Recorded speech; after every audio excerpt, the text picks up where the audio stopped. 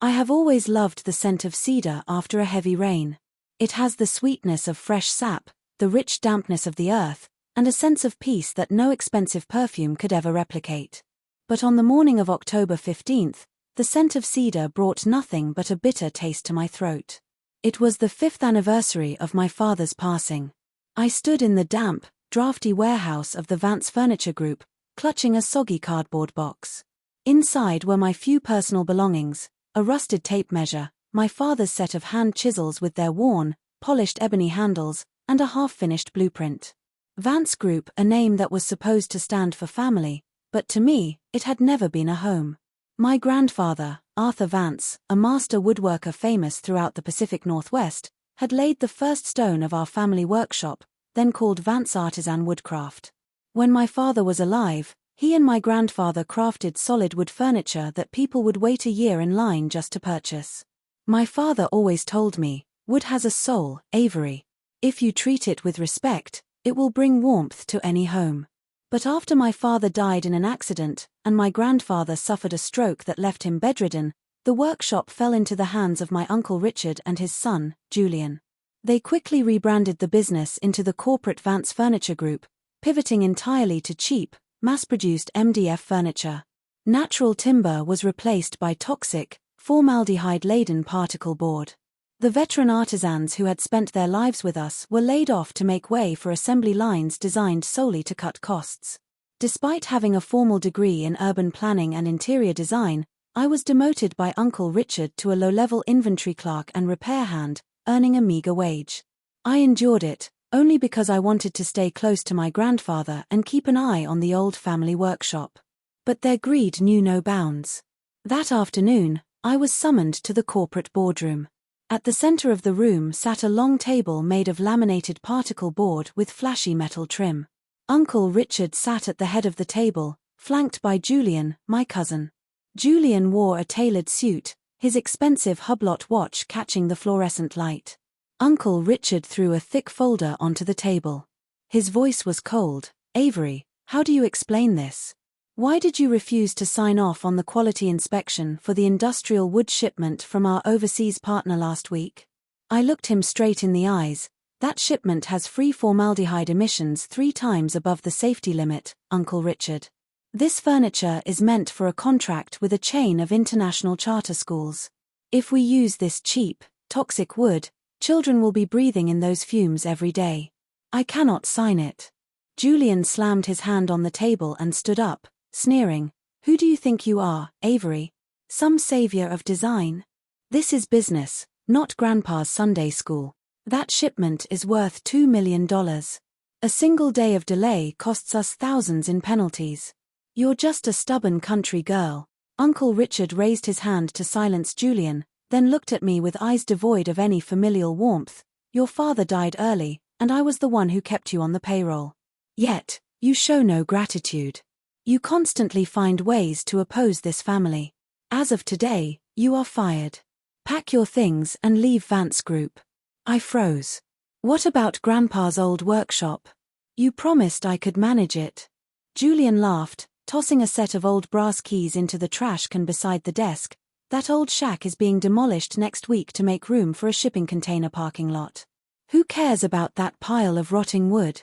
Go, Avery. Don't make us call security." No one in the boardroom spoke up for me. The senior staff, who had once received my father's help, kept their heads bowed, staring at their laps. A knot tightened in my chest, but I refused to let them see me cry. I walked over to the trash can, fished out the keys, wiped them clean on my sleeve, and walked out. The boardroom doors swung shut behind me, heavy, final, and cold. I returned to my rented room, a tiny space of barely 150 square feet on the outskirts of the city. The Oregon rain was relentless, soaking through the shoulders of my jacket. I dropped the cardboard box onto the cold concrete floor, sat down beside it, and stared at my hands. They were covered in small cuts and splinters, rough from years of labor. I asked myself, why did I hold on for so long? Why didn't I just take a comfortable office job in Seattle? Why did I cling to a dusty workshop only to end up humiliated? I began to unpack. At the bottom of the box was my father's old tool chest, crafted from solid ironwood. It had traveled with him for 20 years. I traced the dents and oil stains on its surface. Suddenly, my fingers caught a tiny seam near the bottom panel. The chest had a false bottom. Using a small chisel, I gently pried the bottom panel up. Beneath it lay a faded leather envelope wrapped in oilcloth to protect it from the humidity. My heart hammered against my ribs. I carefully unwrapped it. Inside were 3 things: a small leather-bound journal, a savings book, and a yellowed land deed. I opened the journal. On the very first page was my grandfather's handwriting, the bold, steady strokes of a master carpenter who had spent his life wielding axes and chisels. To Avery, the grandchild who carries the blood of a true builder. When you read these words, I may no longer be by your side, and the family workshop may have been swept away by Richard's greed. Your uncle looks at wood and sees only money. You, Avery, look at wood and see life. That is why I am leaving my true legacy to you, not to Vance Group. The enclosed deed belongs to a 100-acre forest plot in the Cascade Mountains. I have spent the last 30 years secretly planting walnut, cedar, and white oak trees there. They have been grown sustainably and hold international forestry certifications. The savings book containing $20,000 is what I saved from my private commissions, set aside just for you to start your own path. Remember my words: what is built on deception will rot from within. Good timber takes decades to mature. A master artisan needs patience to sharpen their resolve. Build your own world, Avery. My tears fell onto the yellowed page. My grandfather had foreseen everything 10 years ago. He knew Vance Group would betray its roots, and he had quietly paved a way out for me. I clutched the old keys and my grandfather's journal to my chest. The chill in my bones evaporated. The rain outside kept falling, but inside me, a fire had been lit. They thought they had discarded me like a piece of scrap wood. They had no idea they had just set a builder free. The very next day, I packed my bags and drove out to the Cascade Mountains. My grandfather's land was nestled deep in the misty highlands. When I first stood before that forest, I was speechless. Thousands of walnut and cedar trees stood tall and proud, their trunks so thick it would take 2 people to clasp hands around them. This wasn't just a financial fortune, it was a living ecosystem that my grandfather had nurtured for 3 decades.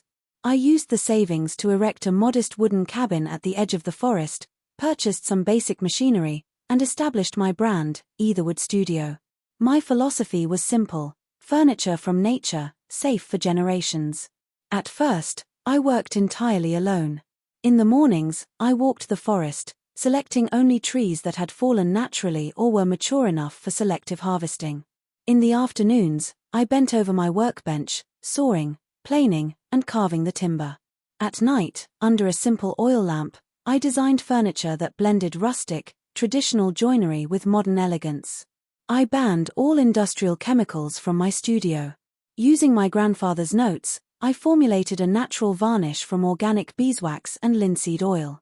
Etherwood's furniture did not shine with cheap plastic gloss. Instead, it gleamed with a deep, natural warmth and gave off the faint, clean scent of the pine forest, completely free of toxic fumes.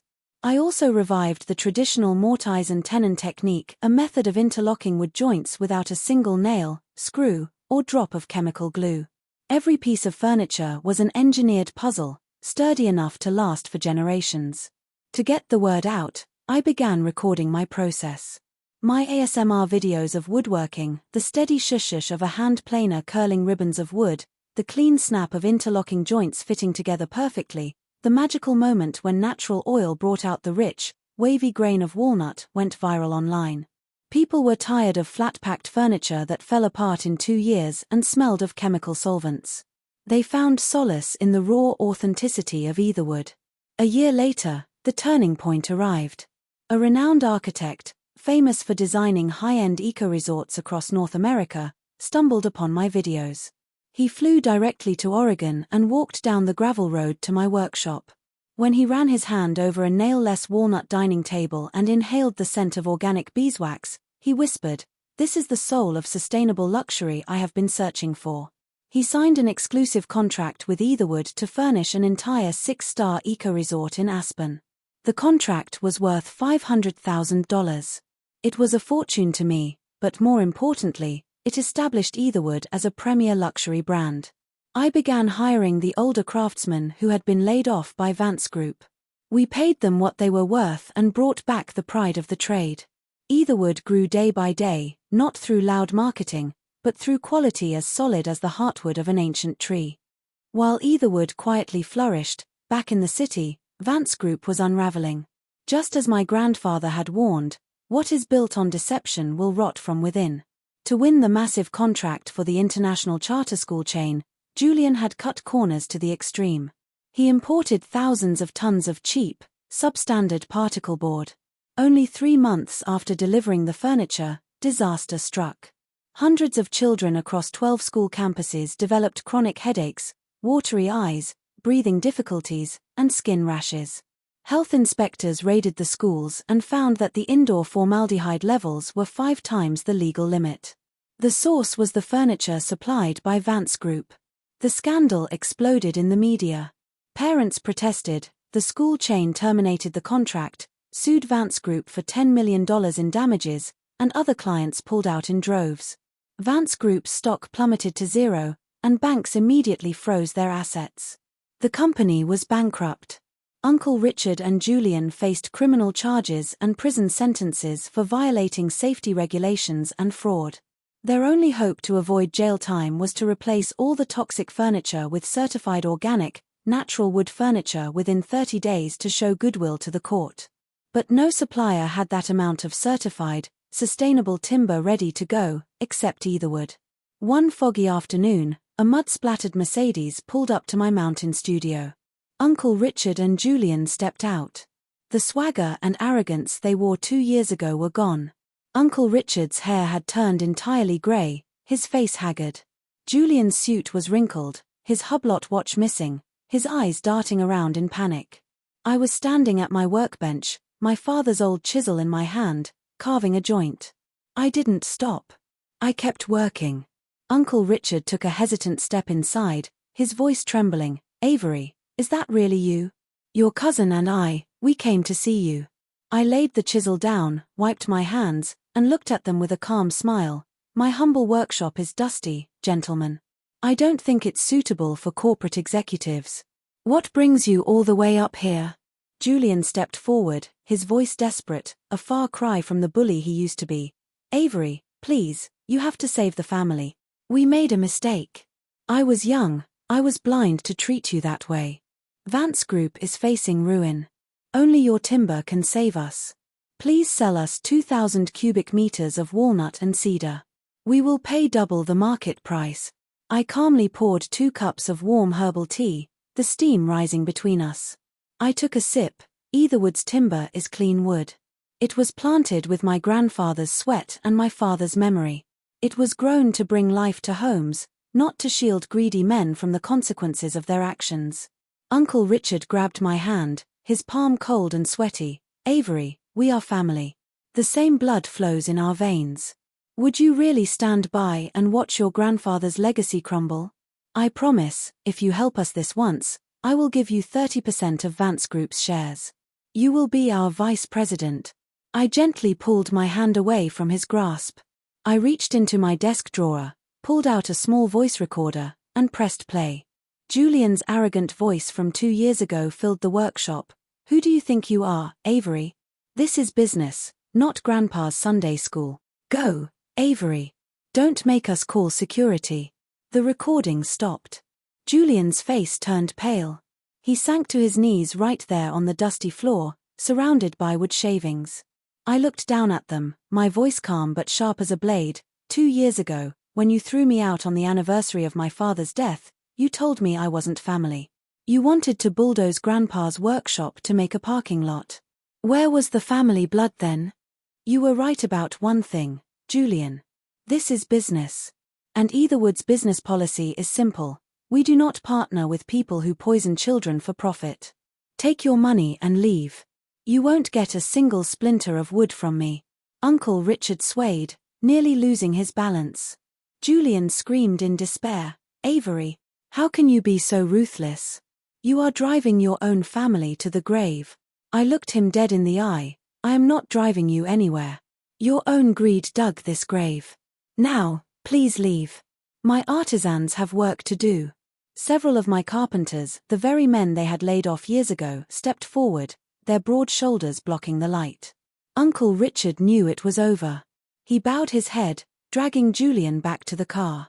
The Mercedes started up and sped away into the grey mountain mist, leaving nothing but muddy tracks in the dirt. Shortly after that day, Vance Group declared bankruptcy. Their assets were liquidated to pay off the fines and damages. Uncle Richard was given a suspended sentence due to his failing health, while Julian was sentenced to 3 years in prison.